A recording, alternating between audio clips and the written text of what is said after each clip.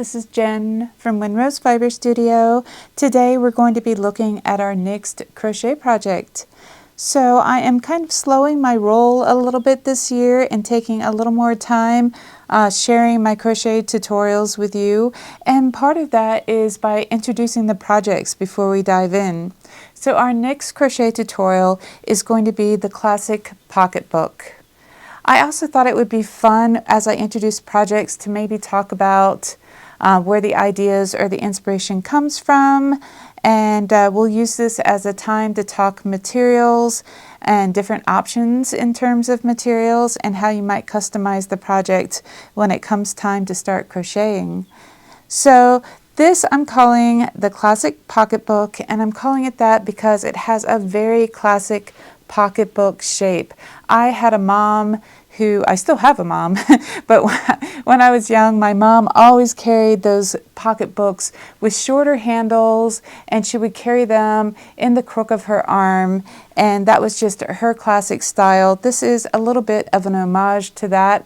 I made the handle a little bit bigger because I like to drape my bag over my shoulder, but you could of course make the handle any size you like, so if you wanted it to be shorter or even longer, that'll be an option with this project.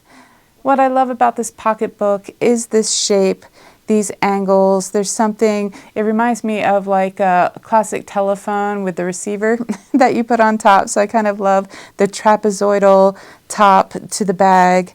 I embellished it with a flower, which is something that you can choose to do yourself, or you could choose to leave that out and just either make it a solid color bag or choose a patterned yarn, a self-striping yarn, something that you like the look of and really showcase the yarn, and leave the flower off, or you can add the flower. And if you already have a favorite crochet flower, you could change out the zinnia that I have here for any of your favorite crochet flower patterns. So this is one that you can kind of tweak and make your own, and I always think that's just the best kind of project, you know, the ones that you can kind of have fun with and personalize. So let's look at materials. When I made this, and I am guessing this is at least 10 years old, if not older, but I made it using Wool Ease by Lion Brand, and it's holding up well, but it is starting to get some fuzzies, and I have found that to be true with every project that I've ever made with Wool Ease. It's not bad yarn, it just does tend to get a little fuzzy with use. I think this time I'm sticking with Lion Brand, but I'm going to try their Basic Stitch anti-pilling, so I'm going to try to avoid the pilling. This one, I'm kind of going with yarns that I have in stock. I really like the purple, but I didn't have any purple. So this one is called, I think it's Pine Heather. Yes, this one is Pine Heather Basic Stitch by Lion Brand. Making this project, you carry 2 strands of yarn along with you.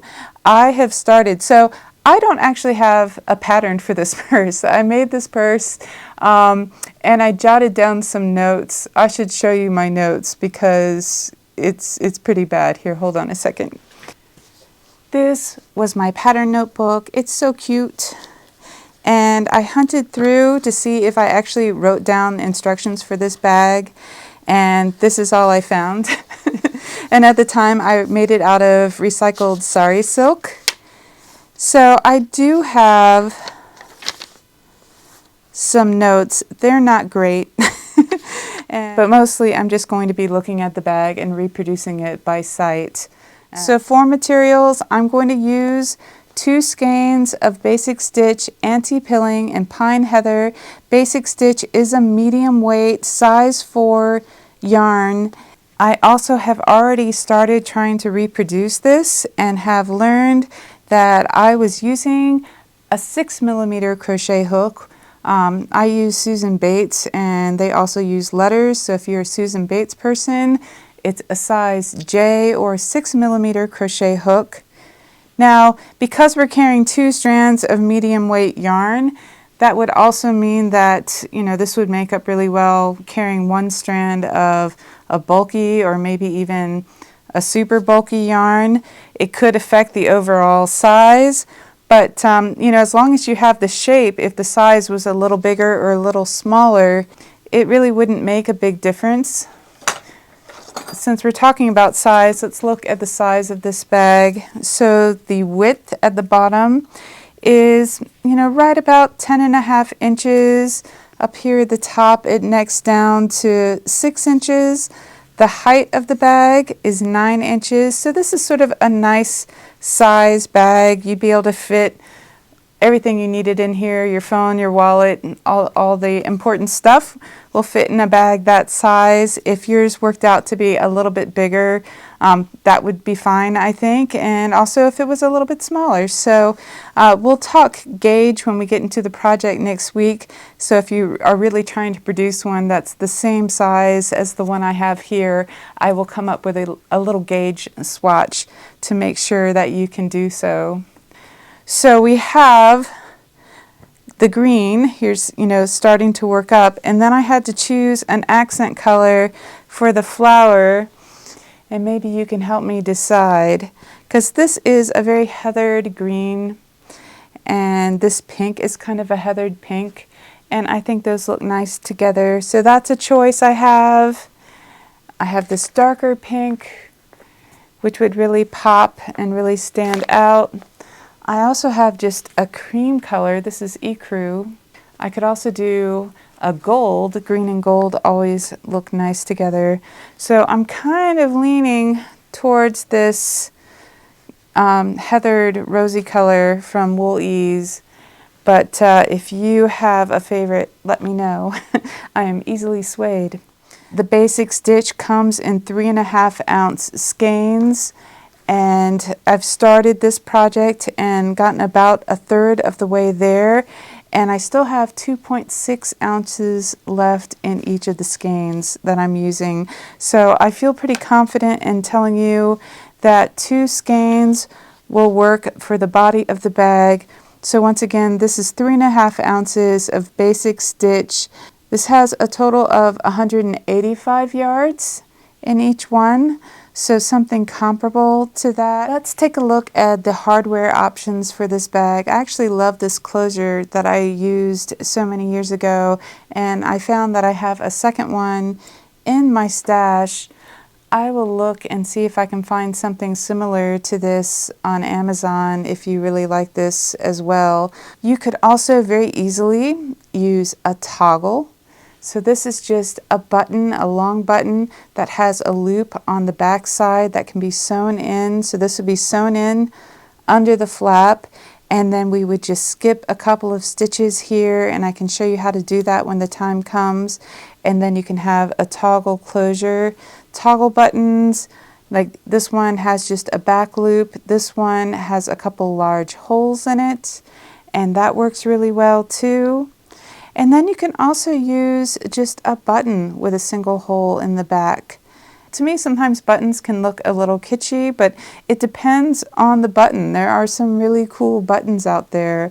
So, I mean, when you think about the fabric that we're going to be using, a button like that one could look really cool. I've had this button for a really long time, and it's waiting for its perfect project, but I just think this button is I really love this button. It kind of has that guitar pick shape. It's full of color. Something like that could be really cool on this project. I would be less inclined to go this way myself, but you could do a really big oversized button in a contrasting color or in a matching color. Something like that could be fun. And then the other thing you could do is you could do a magnetic closure. You can buy nice magnets that you could sew in and just have a magnetic closure. So there's lots of ways you could close this bag. Just looking at this bag, I actually didn't line this one. Carrying the 2 strands of yarn just makes for a denser, sturdier fabric. It holds its shape really well. The openings aren't very big unless you just happen to carry really tiny things in your bag. Things aren't really going to fall through those small openings. So this one I didn't even bother to make a lining for, although if you're someone who just likes to sew a lining for your bags, absolutely go for it. So this is it. This is our next project. I hope you'll join me if you think this little bag is cute and you would like to crochet one. I'm going to take you through every step of the way starting next week. You will need 2 skeins of anti-pilling basic stitch from Lion Brand or something equivalent to that. If you want to add a flower, choose an accent color. Decide how you would like to close your bag. If you want something like the closure I used on this bag, or if you'd like to go out and maybe find a cute button or a toggle, that would work as well. So here we go. Here's our next project. It feels a little weird to me to be sharing you an old bag from my personal collection, but it's a classic pocketbook and we're going to make it new again, and I'm really looking forward to that process. Thank you so much for watching, and I'll see you next time.